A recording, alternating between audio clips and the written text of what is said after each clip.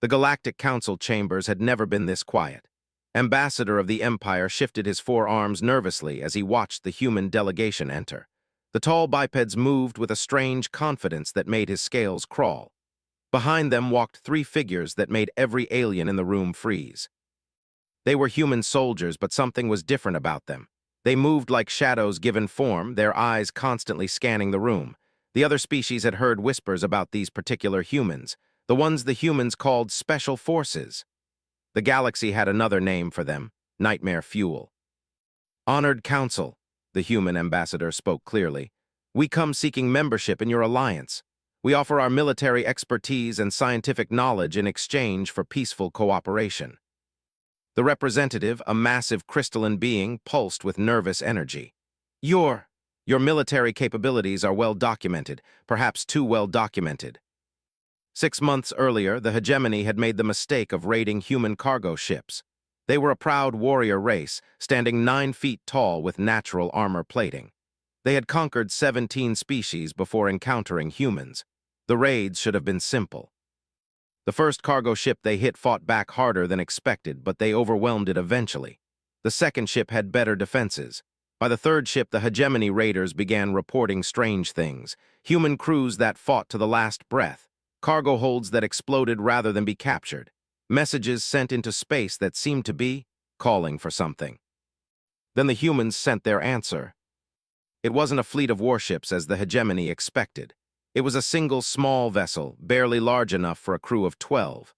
When the hegemony fleet surrounded it and demanded surrender, the response came back in perfect hegemony battle language. Negative, prepare to be boarded. The hegemony admiral had laughed. 12 humans against 300 warriors. It would be over in minutes. It was over in minutes. The surviving hegemony crew members spoke in whispers about what they had seen.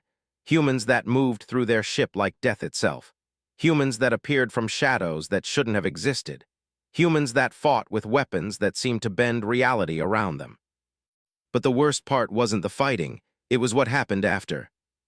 The humans didn't kill everyone. They captured the admiral and his command staff, then did something that terrified the hegemony more than any death could. They let them go.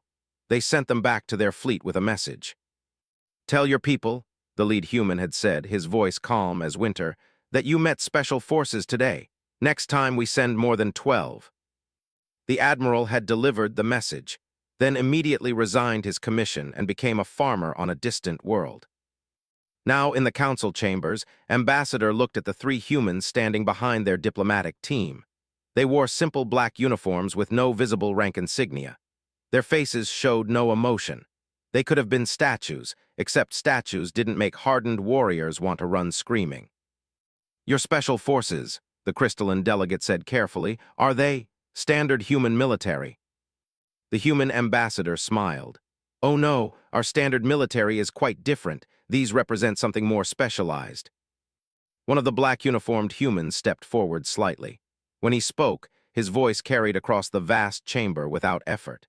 The ambassador is being modest. Standard human military conquered the hegemony in 3 weeks. We're what happens when standard human military isn't enough. The silence stretched until the Aquatic Federation representative found the courage to speak. What do you specialize in? The human's expression didn't change. Problems that need to stop existing. Ambassador felt his secondary heart skip a beat. The stories about human special forces had spread through the galaxy like wildfire. Impossible missions completed by impossibly small teams. Enemy strongholds that simply went dark overnight.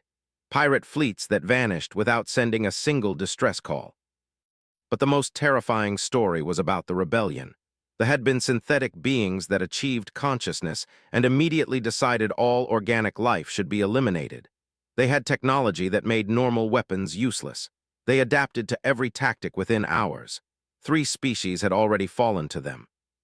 The humans had sent 6 Special Forces soldiers. The rebellion lasted exactly 72 hours after that. We vote, announced the council leader, an ancient being whose species was older than most stars. All in favor of human membership. Every hand, claw, tentacle, and crystalline projection rose immediately. Nobody wanted to be the species that said no to humans. Weeks after joining the Galactic Council, humanity received their first request for assistance. The message came through official channels, but everyone could hear the desperation beneath the formal diplomatic language. The Spiral Arm Trading Confederation was dying. For 8 months, their merchant vessels had been vanishing along the outer rim routes. Not captured, not destroyed, simply gone. No debris, no distress signals, no survivors. Trade had dropped by 70%. Entire colonies were running out of supplies. "We've sent investigation fleets," explained Captain X of the Confederation Navy, his features clicking nervously. "Military escorts, long-range scouts, even automated probes. Everything that goes into the affected region simply stops transmitting." The human representative at the emergency council session was Admiral, a woman whose calm demeanor somehow made her more intimidating than shouting would have been. "How large is this affected region?" "Approximately 12 cubic light-years," X replied. 17 star systems, 43 established trade routes. It's like space itself has become hungry. Admiral nodded slowly. "We'll handle this. Expect resolution within 1 week." The gasps that echoed through the chamber weren't from surprise. They were from relief. 4 hours later, a single human ship entered the affected region. The vessel was smaller than most military scouts, completely black except for a simple designation, SF-7. Aboard the ship, Sergeant checked his equipment for the 3rd time. His team consisted of 5 other operators, each one a veteran of conflicts that had no official names. They specialized in situations where normal military units would be worse than useless. "Contact in 30 minutes, announced their pilot, a woman who went only by the ghost. "Sensor readings are weird." Moved to the cockpit. Through the viewport, space looked normal. Stars twinkled in their familiar patterns. But the ship's instruments told a different story. Reality was bent here, twisted into shapes that hurt to think about. "There," Ghost pointed to what looked like empty space. "Something's hiding right in front of us." Activated his enhanced vision implants. Through the technological augmentation, he could see it, a massive structure that existed partially outside normal spacetime. It was beautiful and terrible, like looking at a cancer made of starlight. "Well," said Corporal from behind them, his voice carrying the dry humor that kept Special Forces soldiers sane. "That's new." The structure was artificial, clearly the product of advanced technology. But it didn't match any known galactic species' design principles. It seemed to shift when observed directly, as if it existed in more dimensions than human eyes were designed to process. "Energy readings are off the charts," reported Specialist Williams from the sensor station. "Whatever that thing is, it's powerful enough to tear apart reality if it wanted to." Ghost began evasive maneuvers as something launched from the structure. Not missiles or energy bolts, but patches of distorted space that moved with predatory intelligence. Where they passed, stars dimmed and sensor readings collapsed into mathematical impossibilities. "Taking us in," Ghost announced. "Hold onto something soft and squishy."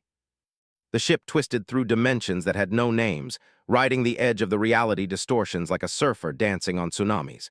The structure grew larger, revealing details that made trained soldiers question their sanity. Corridors that led to the inside of stars. Chambers filled with harvested gravity. Warehouses storing concentrated time. The missing ships realized. They're not destroyed, they're being harvested. Through one transparent section, they could see dozens of alien vessels suspended in energy fields. The ships were intact, but their crews were gone. In their place, strange crystalline growths pulsed with captured consciousness. Farmers muttered, "They're harvesting entire crews for their mines." Williams looked up from his readings. "Boss, I'm detecting thousands of consciousness signatures in there. Some of them are months old." Felt the familiar cold focus settle over him. This was what Special Forces existed for, the problems that were too big, too strange, too impossible for anyone else. "Ghost, can you get us inside?" "Define inside," she replied, threading their ship between reality distortions that could have erased them from existence. "This thing exists in about 7 dimensions. I can probably get us to 3 of them." "Good enough," turned to his team. "Standard impossible mission protocols. We go in, we break everything that looks important, and we extract the prisoners. Questions?" Specialist Adams raised her hand. "Do we have any idea what we're actually fighting?" smiled the Predator's smile that had made hardened alien warriors surrender rather than face him in battle. Nope, just the way we like it. The ship shuddered as Ghost brought them alongside what might have been a docking port, or possibly an feeding orifice. With structures, the distinction often didn't matter. Breach in 30 seconds, announced, checking his weapons one last time. Special Forces equipment was designed for situations where normal physics were just suggestions. Remember, we're not here to understand these things, we're here to ruin their day. As they prepared to board the impossible structure, allowed himself a moment of satisfaction. This was exactly why the galaxy feared human special forces. Not because they were the strongest or fastest, or because when something was too dangerous for anyone else to handle, humans sent their craziest soldiers to politely ask it to stop existing. And they were usually successful. Interior of the structure, every law of physics had learned in 30 years of impossible missions. Corridors stretched in directions that didn't exist, while gravity seemed to be more of a polite suggestion than a fundamental force. His team moved through spaces that hurt to perceive, their enhanced gear keeping them anchored to something resembling reality. Motion sensors are going crazy, Williams reported through their tactical network. Either there are thousands of hostiles moving around us, or space itself is having a seizure. Both, Adams replied grimly. She was their specialist in exotic technologies, and her instruments were painting a disturbing picture. The walls are alive. The entire structure is some kind of organic technology. Held up a closed fist, bringing the team to a halt. Ahead of them, the corridor opened into a vast chamber filled with floating platforms. On each platform sat one of the harvested ships, surrounded by machinery that seemed to be slowly dissolving the vessels atom by atom. They're not just stealing the crews, observed. They're eating the ships, too. Through his enhanced vision, could see the harvesting process in detail. The alien machinery stripped away everything. Metal, energy, information, even the emotional imprints left by the crews. It was efficiency taken to an art form, waste elimination perfected beyond any natural process. Boss, Ghost's voice crackled through their comms. I'm reading massive energy buildup throughout the structure. Whatever you're doing in there, they don't like it. Wasn't surprised. Human technology had a tendency to disrupt exotic systems simply by existing near them. Something about their approach to physics seemed to offend more advanced civilizations. It was one of the reasons Special Forces was so effective against impossible enemies. Prisoners are 3 levels up, Williams announced, reading the signatures of trapped consciousness. I count at least 2,000 minds being held in some kind of stasis matrix. And probably about 1 million hostiles between us and them, Adams added. The entire structure is starting to focus on our location. Smiled, standard military doctrine said this was an impossible situation. 6 soldiers against an harvesting complex with unknown capabilities and overwhelming numbers. Any sane commander would retreat and call for massive reinforcements. Special Forces doctrine said this was Tuesday. Adams, I need you to identify the central control system. Williams, find me the power source. Start marking targets for maximum structural damage. Ghost, keep our exit route clear and prepare for emergency extraction.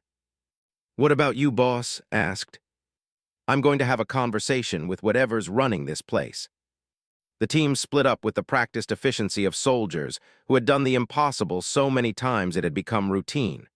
Moved deeper into the structure, following energy patterns that his enhanced senses identified as command and control functions. The corridor he chose led through spaces that folded in on themselves like origami made of reality. His suit systems worked overtime to keep him oriented as up became sideways and forward became yesterday. But he'd faced worse navigation challenges in the quantum wars. The central chamber was beautiful in a way that made human minds hurt. Geometric patterns that existed in 7 dimensions rotated around a core of crystallized space-time. Floating within the core was something that might have been a consciousness, but definitely wasn't alive in any way understood. When it spoke, the words bypassed his ears entirely and appeared directly in his mind. Curious. A primitive consciousness that maintains coherence within our processing matrix. You should not be capable of existing here. Yeah, we get that a lot, replied aloud. Here's how this is going to work. You're going to release all the prisoners, stop harvesting ships, and leave this galaxy. In exchange, I won't break your pretty reality-bending toy here. The entity's amusement felt like ice forming in his brain. You understand nothing of what you face. We are harvesters of the space between thoughts. We consume civilizations as you consume nutrients. Your species provides particularly rich feeding. That's nice, said, pulling out a device that looked like a normal grenade but definitely wasn't. Counteroffer. You leave now or I introduce you to human military engineering. Your weapons cannot affect us. We exist beyond your physical laws. Activated the device. That's what the last 3 impossible enemies said. Want to guess how that worked out for them? The grenade wasn't filled with explosives. Instead, it contained a small piece of technology that human scientists called a reality anchor. It was designed to force exotic matter and energy to behave according to normal physics. The applications were limited but incredibly effective.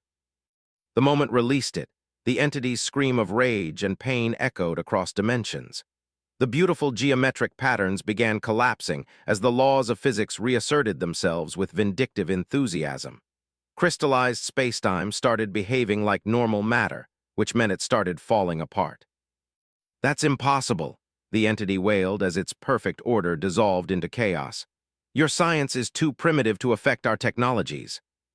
Here's the thing about human science, said, watching systems that violated causality begin to obey conservation of energy. We're too stupid to know what's impossible, so we just build stuff until it works. The structure shuddered as reality anchors deployed by his team began taking effect throughout the complex. Impossible machinery started experiencing component failure as its exotic physics were forced to conform to mundane three-dimensional space. Boss, William's voice came through clearly now that normal electromagnetic radiation could function properly. The prisoner matrix is destabilizing.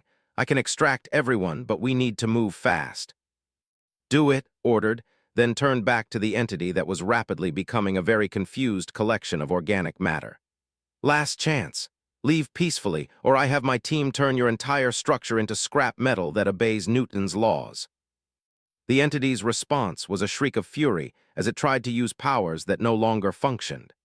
Watched with professional satisfaction as the most advanced civilization in the galaxy discovered that human military engineering didn't care about technological superiority.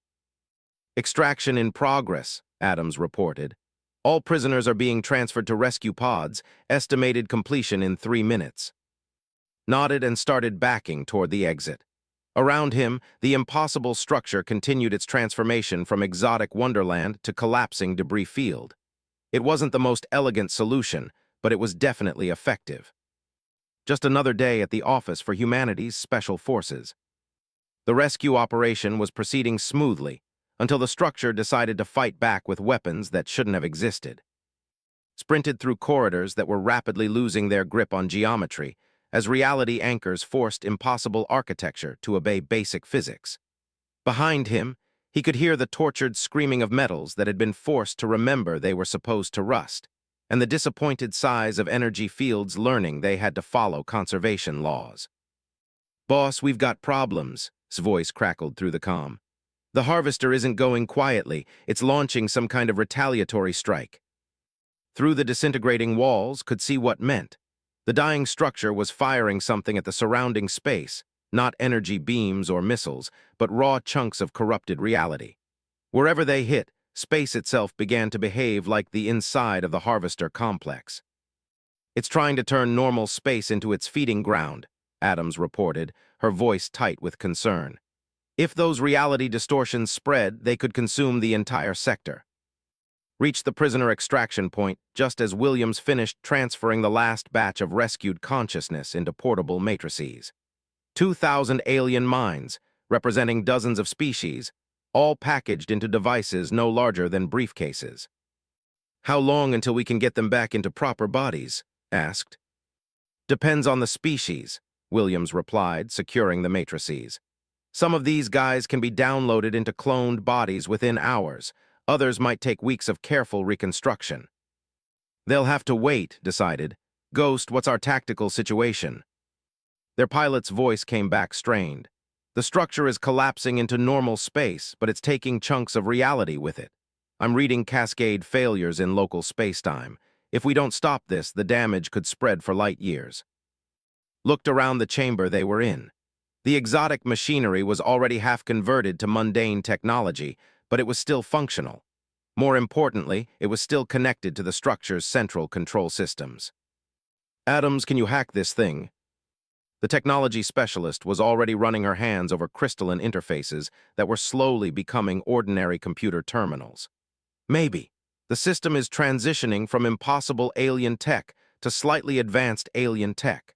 I might be able to convince it that cascading reality failure is a bad idea. Do it, Williams, establish a perimeter. This is about to get interesting. Was right. As Adams worked to gain control of the harvester's systems, the entities that had built the structure sent their final desperate attack. Not through space, but through dimensions that Earth physics said couldn't exist. They came as living concepts, ideas given form and malevolent purpose. Hatred that could bite, despair that could strangle, and rage that burned without consuming oxygen. They poured through cracks in reality that the collapsing structure had torn open. Contact, shouted, opening fire with weapons designed to hurt things that shouldn't be able to exist. The energy bursts were tuned to disrupt exotic matter configurations, turning hostile concepts back into harmless thoughts. Found himself fighting something that might have been the weaponized embodiment of mathematics. It attacked by trying to convince his atoms that they couldn't exist in the same location at the same time. His armor's reality stabilizers worked overtime to remind his molecules that basic chemistry was still in effect. Progress report, Adams. I'm in, she called back, her fingers dancing over controls that were rapidly becoming comprehensible. The good news is I can stop the cascade failure. The bad news is it requires manually shutting down each reality distortion, and there are about 10,000 of them. Williams ducked under a swipe from what appeared to be crystallized fury and put 3 rounds into its center mass. The entity dissolved into disappointed smoke. How long? 20 minutes if I work alone, 5 minutes if someone helps. Looked around the chamber. His team was holding the line against increasingly desperate attacks, but they wouldn't last much longer. The living concepts were getting smarter, learning to work together in ways that bypassed human defensive strategies. Ghost, can you patch into Adam's systems and help with the shutdown sequence? Negative. I'm busy keeping our ride from being eaten by angry geometry. This structure's death throes are trying to turn our ship into a mathematical equation. Made the decision that separated special forces from every other military unit in the galaxy. Instead of retreating to safety, he moved deeper into danger. Williams, fall back and assist Adams. I'll buy you time. Boss, that's suicide, protested. There are thousands of those things coming through the dimensional rifts. Probably, agreed, checking his ammunition levels. But someone needs to close those rifts, and I'm the only one stupid enough to try. He moved toward the largest dimensional tier, where the hostile concepts were pouring through like water from a broken dam. His weapons were designed for impossible situations, but this was pushing the definition of impossible to its breaking point. The reality anchor grenades were designed for area denial against exotic enemies. Began throwing them not at the entities themselves, but at the dimensional rifts they were emerging from. Each explosion forced the tiers to behave like normal holes in normal space-time, which meant they started to close. The entities realized what he was doing and focused their attacks on him. Found himself dodging weaponized emotions while fighting off concepts that wanted to redefine his existence. His armor held, but each attack drained its power reserves further. Cascade shutdown at 60%, Adams reported. Whatever you're doing, keep doing it. Threw his last reality anchor at the largest dimensional rift. The explosion sealed the tier, but the backlash sent him sprawling across the chamber floor. His armor's power supply flickered and died, leaving him with basic protection against enemies that redefined basic. The remaining hostile concepts sensed his vulnerability and converged on his position, drew his sidearm, and prepared for a last stand against impossibility itself. Then and Williams appeared beside him, their own weapons blazing. Special Forces doesn't leave people behind, said grimly, especially not when they're being stupid heroic. Together, the 3 soldiers fought off the remaining entities until Adams completed the cascade shutdown. The dimensional rifts sealed themselves, cutting off the flow of hostile concepts. The harvester structure finished its conversion to normal matter and began collapsing under its own weight. "Extraction time," announced, satisfied that they had once again solved an impossible problem through the simple expedient of refusing to accept that it was impossible. As they evacuated the dying structure, allowed himself a moment of professional pride. Another day at the Office for Humanity's Special Forces. 6 months later, the Galactic Council chambers buzzed with nervous energy as representatives from a dozen species waited for the human delegation to arrive. Word had spread about what happened in the Spiral Arm Trading Confederation. The complete destruction of an harvesting complex by 6 humans had become legend. But today's meeting wasn't about celebration, it was about fear. Ambassador adjusted his ceremonial robes as the human delegation entered. Admiral led the group, followed by the same 3 Special Forces operators who had attended the first meeting. They moved with the same casual confidence, but now every alien in the room knew what that confidence represented. "Honored Council," Admiral began, "we understand there are concerns about human military capabilities." The representative's crystalline form pulsed with agitation. "Concerns? Your special forces destroyed a structure that had existed for 10,000 years. They turned impossible technology into scrap metal. They fought living concepts and won." "Yes," Admiral replied simply, "that's what they do." The Aquatic Federation delegate spoke next, his voice bubbling through his translation device. "The rescued prisoners have been debriefed. They describe weapons that force reality itself to obey human physics, technology that makes the impossible mundane. This is beyond anything we understand." Admiral nodded to one of the Special Forces operators, who stepped forward. Had been promoted since the Harvester incident, but he still wore the same simple black uniform with no visible rank insignia. "The delegate is correct," said, his voice carrying easily across the vast chamber. "Our weapons do force exotic phenomena to behave according to basic physics. We call it reality stabilization technology. It's standard equipment for Special Forces units." A collective shudder ran through the alien representatives. The idea that such advanced technology was standard equipment terrified them more than any threats could have. The council leader, ancient beyond measure, spoke in a voice like grinding stars. "Explain to us, human, why your species creates such weapons.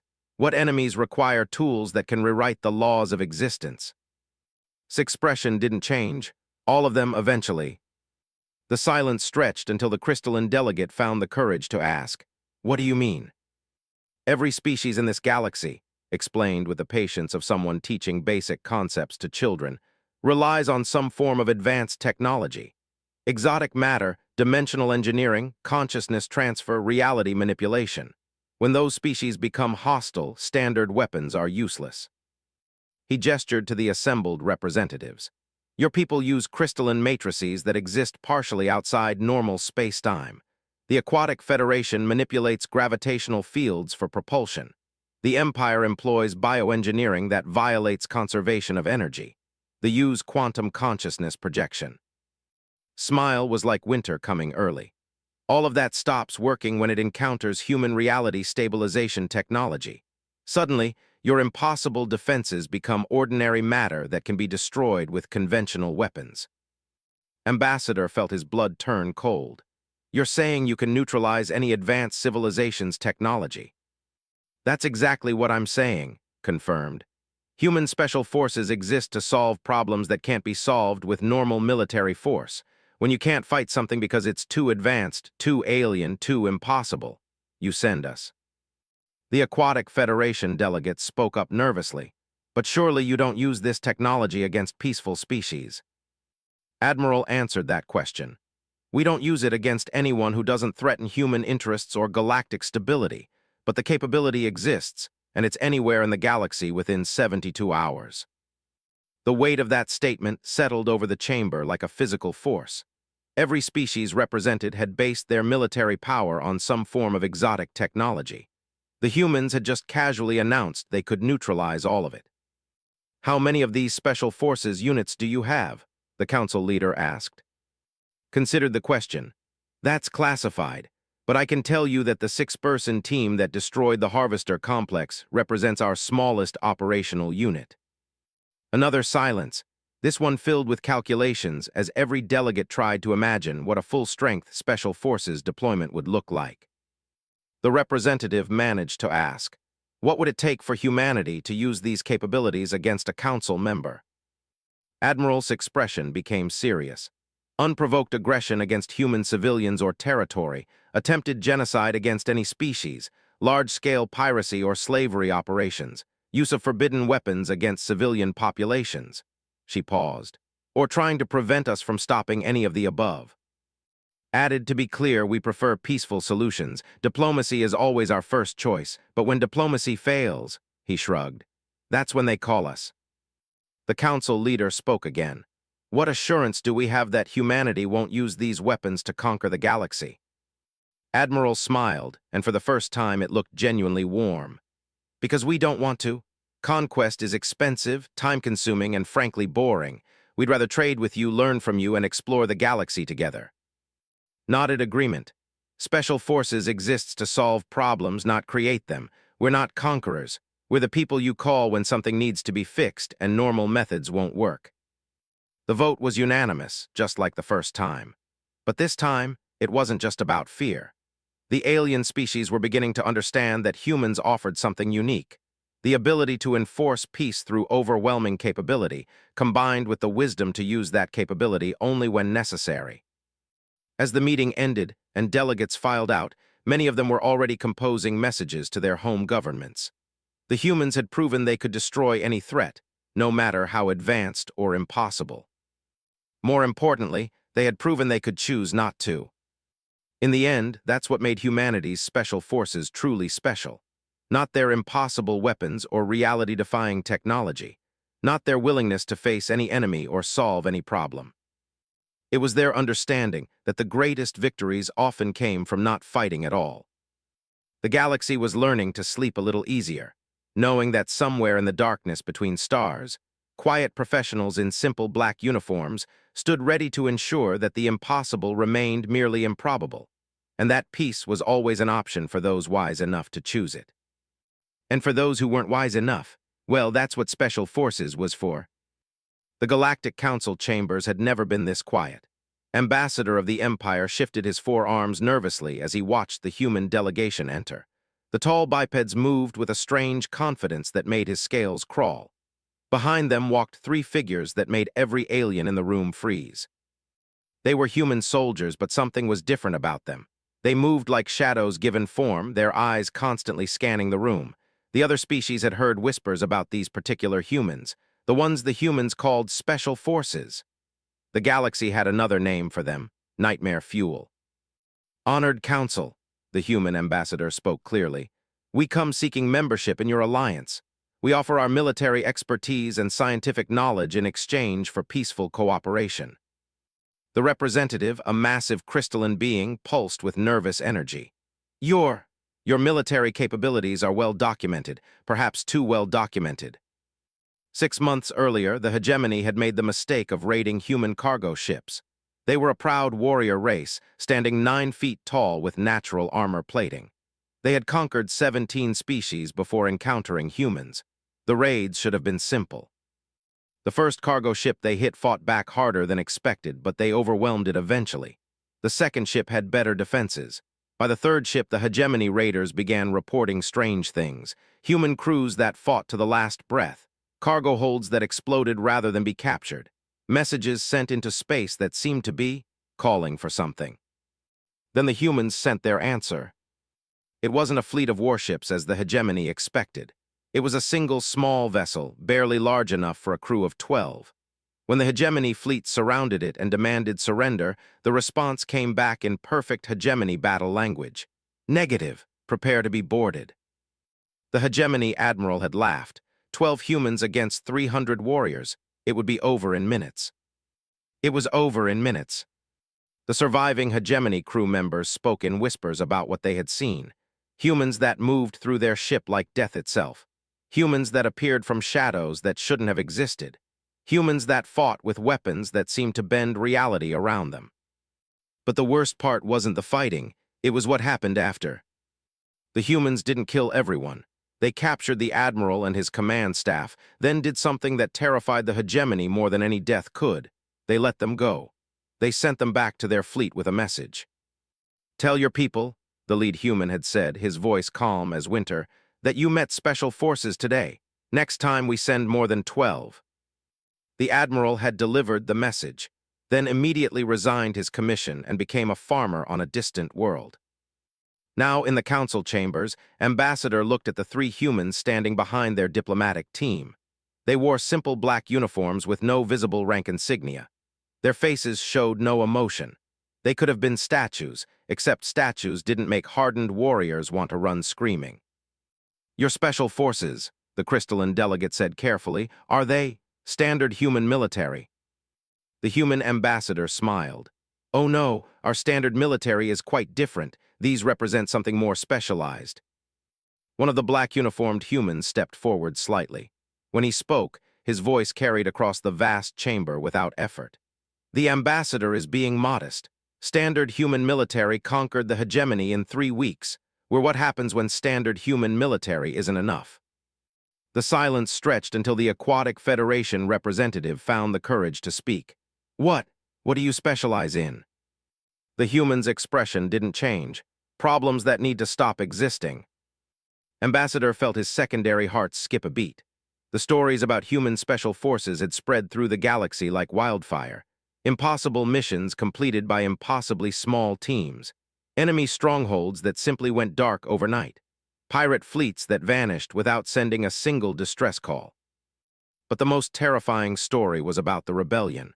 There had been synthetic beings that achieved consciousness and immediately decided all organic life should be eliminated. They had technology that made normal weapons useless.